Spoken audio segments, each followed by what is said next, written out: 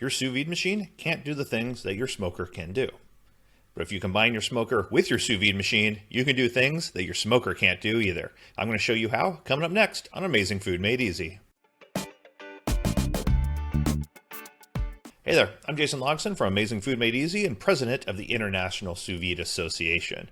Today, I want to talk about one of the best ways you can add a lot of flavor to your food after the sous vide process, and that is using your smoker. This is something you can apply to almost any type of barbecue that you do.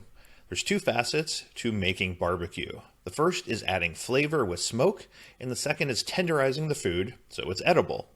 Using the sous vide process to tenderize the food and then using your smoker to add that smoke flavor is a great way to pair the two to accomplish things that you can't do with either one alone. People are often torn on whether to smoke their food ahead of time or to smoke it after the sous vide process. It's actually pretty similar what you're going to do. I almost always smoke afterwards, so I'm going to talk about that, but you can apply what we're talking about to doing it ahead of time as well. So to finish on the smoker is a slightly different process than most types of searing.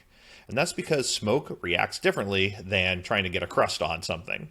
So what you want to do is usually to take your sous vide bag out of the water bath, then you want to chill it off. I like to put it in some cold water or an ice bath to really lower the temperature quickly, and then I can put it in the fridge for several days or even a week or two before I'm ready to use my smoker. Then whenever I'm ready to smoke it, I'm going to smoke it back up to temperature. So I take it out of the sous vide pouch and I put it directly on the smoker. I am not a smoking pro by any stretch, but people that I respect, like Meathead Goldwyn and Darren Wilson from Firewater Cooking, have talked to me about how cold meat and wet meat, smoke adheres to it a lot better. So that's why we chilled the meat, and now while we're putting it on the smoker wet. If you do any other kind of sous vide searing, you want to dry it off really well, but not when you're smoking it. So put on your smoker at the normal smoking temperature you would use, usually between 160 and 200 for a lot of people, and then smoke it back up to an eating temperature.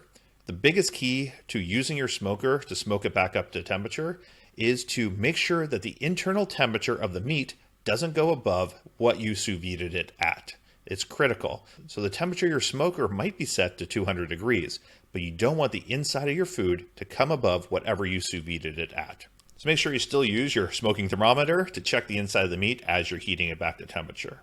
And remember, it's already been cooked, it's already been tenderized, so you don't even have to hit your original temperature. If you reheat it to 120 or 130, it's going to taste warm and hot on the inside, and it's going to be perfect. You don't have to get it all the way back up to where you started it with.